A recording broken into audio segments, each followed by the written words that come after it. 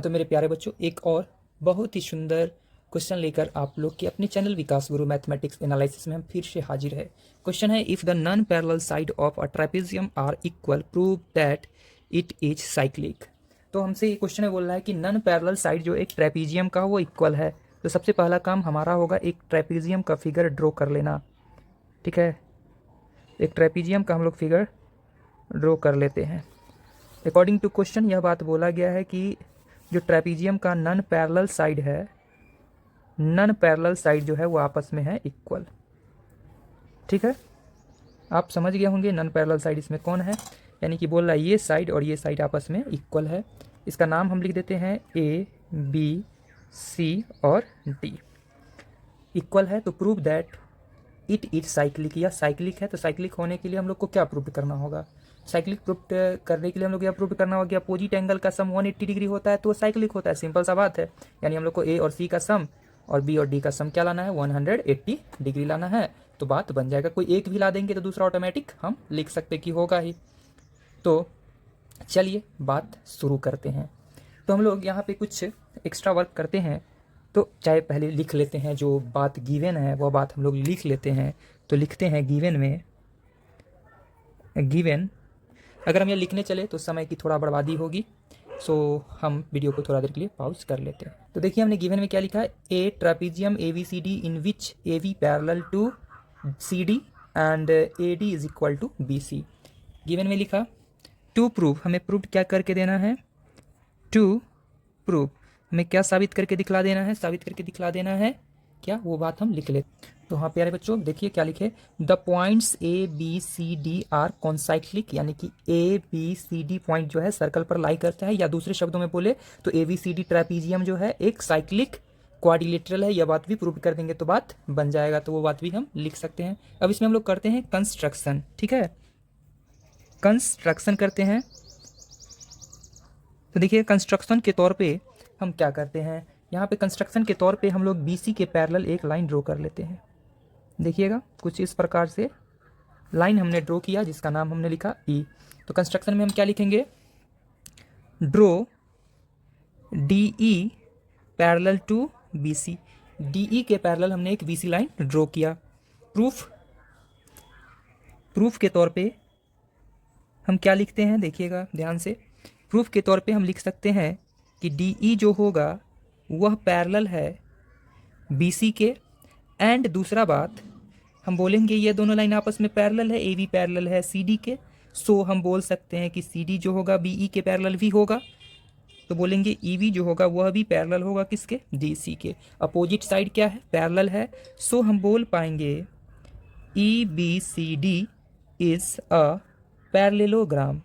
क्या हो जाएगा, ये देखिए ये लाइन इस लाइन के पैरेलल और ये लाइन इस लाइन के पैरेलल, अपोजिट साइड पैरेलल, सो यह एक क्या है, पैरेललोग्राम है।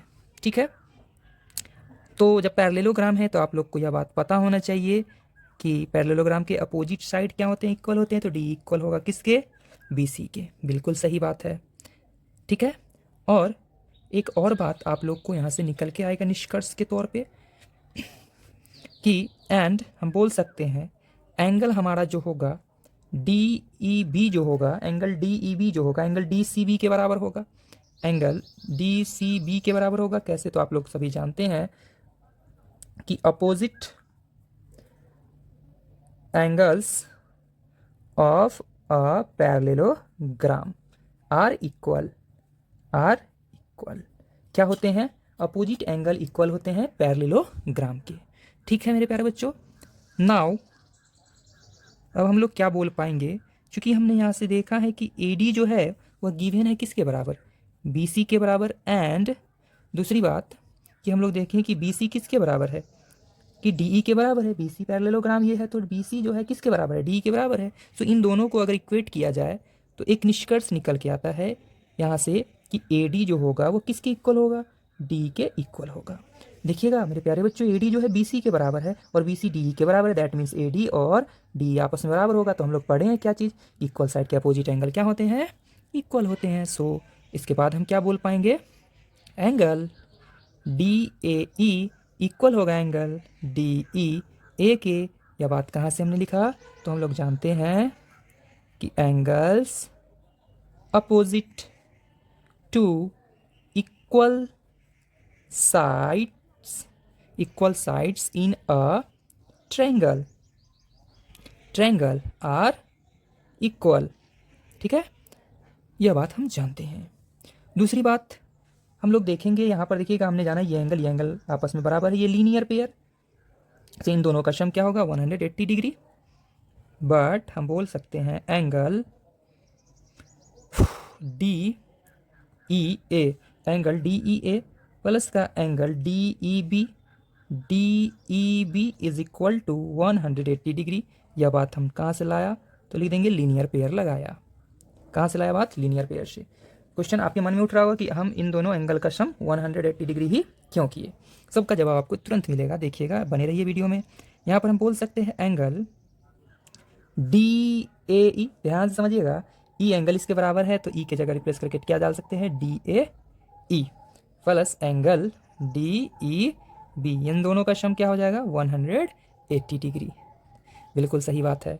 ब्रैकेट में क्या लिख देंगे हम लोग क्या बोले थे कि एंगल डी ए ई जो था वह इक्वल किसके था, डी ई ए के। यह बात हमने प्रूव्ड किया था। एंड दूसरा एंगल डी ई बी, देखिएगा डी ई बी एंगल जो होगा वह इक्वल है किसके, डी सी बी के। यह बात कहाँ से हमने लाया, तो हम लोग जानते हैं पैरेललोग्राम के अपोजिट एंगल क्या होते हैं, इक्वल होते हैं। उन बात से हम यहाँ पर ये बात मेंशन किए।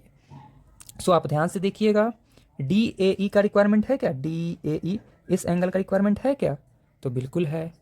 तो डी ए ई को डी ए बी भी लिख सकते हैं, तो यहाँ पर हम लिख दिया डी ए बी, इसको रिप्लेस करके प्लस डी ई बी। तो देखिएगा डी ई बी इस एंगल का रिक्वायरमेंट नहीं है, लेकिन ये एंगल किसके बराबर है, इस एंगल के बराबर है, तो इसकी जगह रिप्लेस करके क्या डालेंगे डी सी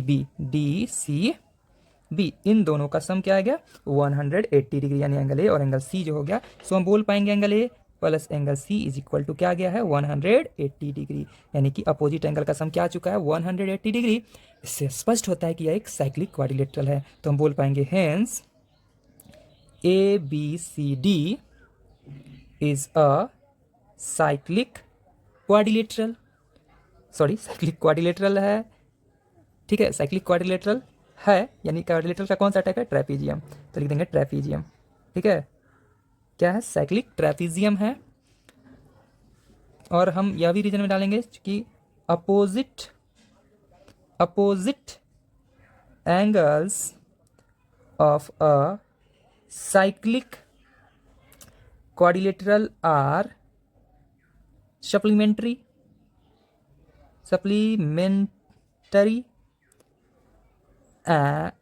होगा। ठीक है, एज इन रिजल्ट